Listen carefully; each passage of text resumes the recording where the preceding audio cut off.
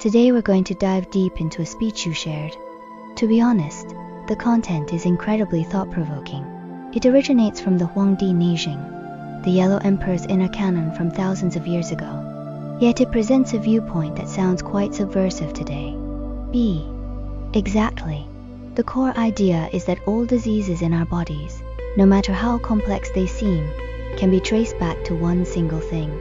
A. Right, that Shen spirit mind. So, our task today is to peel back the layers of this ancient wisdom and see what this Shen actually is. Is it the same thing as the ghosts and gods people usually talk about?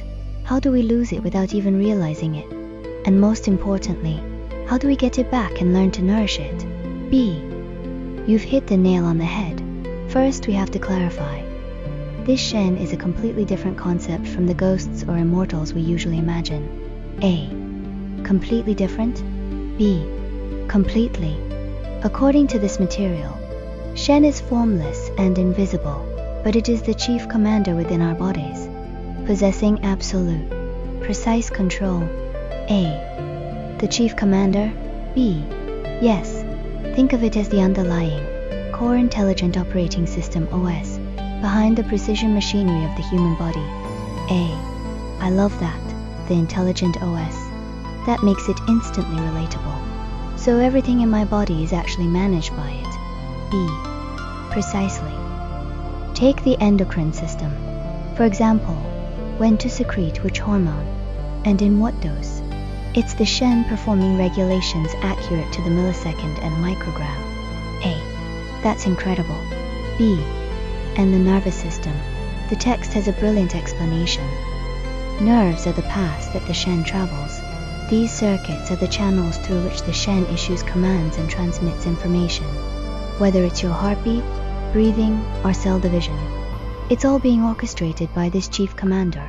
A. I especially like that classical metaphor in the text, the kingdom metaphor. B. Right. The body is a kingdom. You, your conscious ego, are the king. And this Shen is the prime minister who handles state affairs and manages every internal and external detail for you.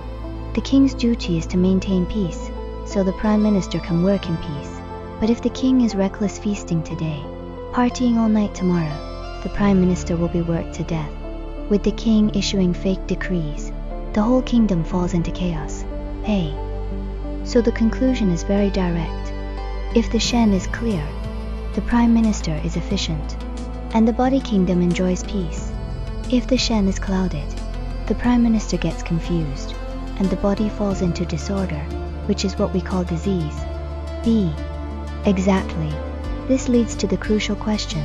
If this prime minister is so vital, if we literally depend on him to live, why do we let him get so muddled? Why do we lose our Shen? A. The core logic here is that our Shen is like a battery. Its energy is finite. B. A battery. A. Yes. The problem is that our modern lives are full of leaks. The material points out that the root cause is consumption. When we indulge excessively, whether it's mindless eating, chasing sensory pleasures, or even just non-stop overthinking, we are rapidly draining that battery. B. The specific symptoms of losing one's Shen mentioned in the text are quite alarming. A. Truly, taking continence. For example, the text suggests this isn't necessarily a failure of an organ, but rather that the chief commander is off duty and has lost control of the gates, or mental confusion, unable to think clearly about important matters, while trivial thoughts run wild like stampeding horses. This is what's called the degradation from Shen to Shi conscious discernment. A. How so? B. The theory is that we are all born with a pure, powerful Shen, like a clean, high-speed OS kernel. A. The original system? B. Exactly.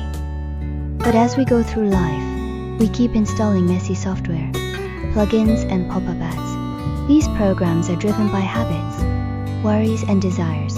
I want this. I hate that. They hijack system resources until the pure Shen is reduced to a Shi consciousness led by the nose by desire. Our internal commander has been kidnapped. A. Kidnapped by desire. That describes the state of most people perfectly. This brings us to that striking contrast in the Huangdi Neijing between the ancients and people today. B. Yes. Why did the ancients live to be over 100 without their movements failing?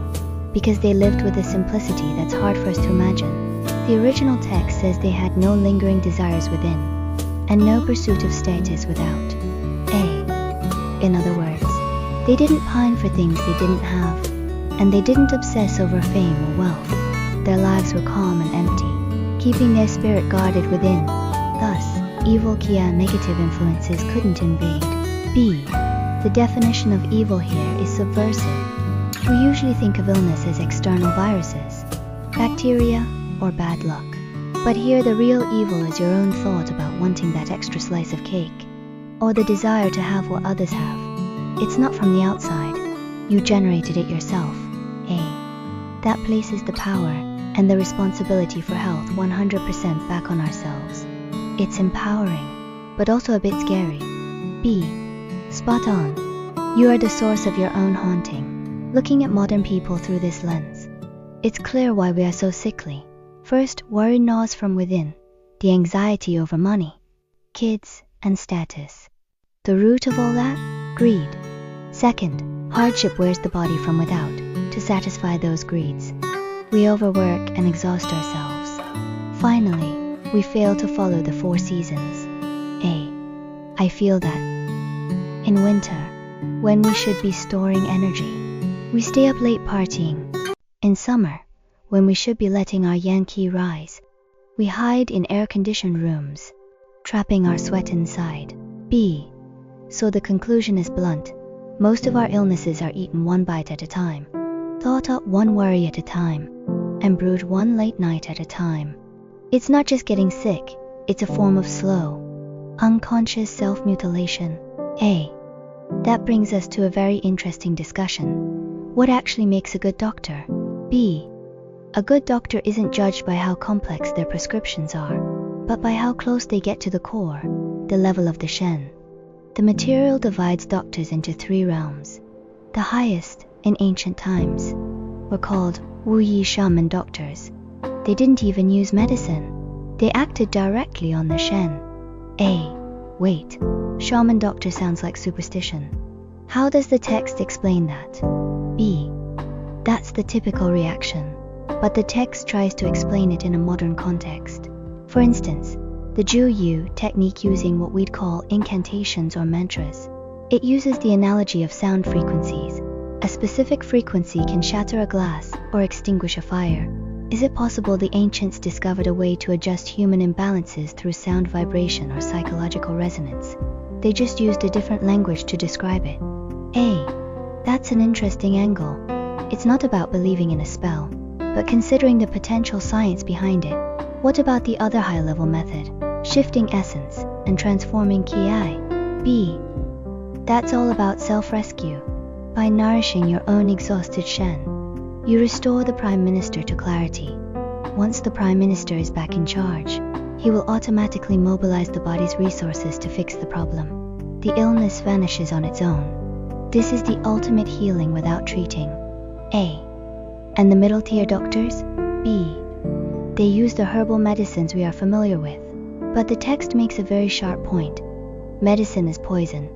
A. Isn't that a bit extreme? Should we not take medicine when we're sick? B. It's about priority. The logic is that while medicine attacks the enemy, the disease, it inevitably harms the innocent civilians' healthy cells. It's killing 1,000 enemies, but losing 800 of your own. Modern targeted therapy is essentially trying to solve this very problem of collateral damage. A. I see. So the best way is to nourish the Shen and let the body heal itself. Medicine is a last resort. And the worst doctors? B. Called crude workers. They don't understand the seasons or the root causes. They just recklessly try different drugs based on feeling. The result is usually the old disease isn't gone, and a new one has begun. A. So, what's the bottom line? How do we nourish our Shen? The methods seem almost too simple to believe. B. There are 3 main points. Close your eyes, eat less, and stop overthinking. A. That's it? Let's break those down. Closing your eyes, we hear that all the time. But what's the deeper meaning? B. The technical term is gathering the 6 roots. Our eyes, ears, nose, tongue, body, and mind are constantly grabbing information from the outside, draining energy. By closing your eyes and pulling that attention back, the energy stops leaking and starts gathering inward. You are charging the battery. A. And eating less. That might be the hardest for modern people. B. Our social lives revolve around food, but the text says, the hungrier you are, the clearer you become, the fuller you are, the more muddled you become. A. I feel that. After a big lunch, my state is losing my Shen and my kingdom. I'm just a ghost at my desk. B. Exactly. From this theoretical perspective, it's because so much energy is diverted to digestion that the Shen loses its clarity. A. And stop overthinking. That's easier said than done. Does the material offer any clues on how to find a balance? B. It uses 2 cases to inspire us.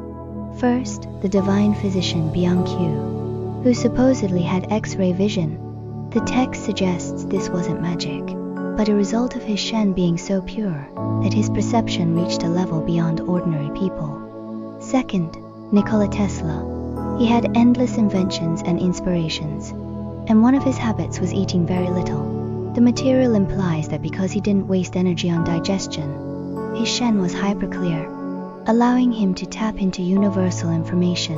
A. Wow. So nourishing the Shen isn't just about health, it's about cognitive power, perception, and creativity. B. Exactly.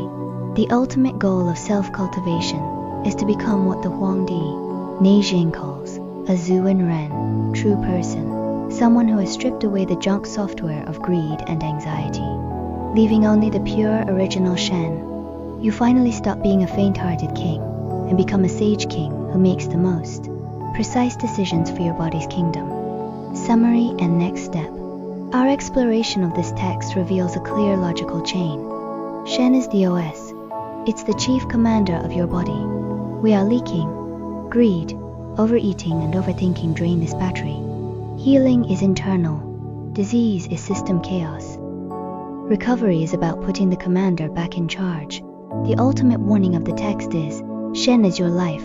Lose your Shen. Lose your life. Or, in modern terms, if you are greedy, don't expect to be well. As a final thought for you, if we apply this Shen lens to your life, your work, your relationships, even how you scroll through your phoneware is greed for info, for status, for stimulation draining your battery. And in which moments of simplicity are you actually charging up?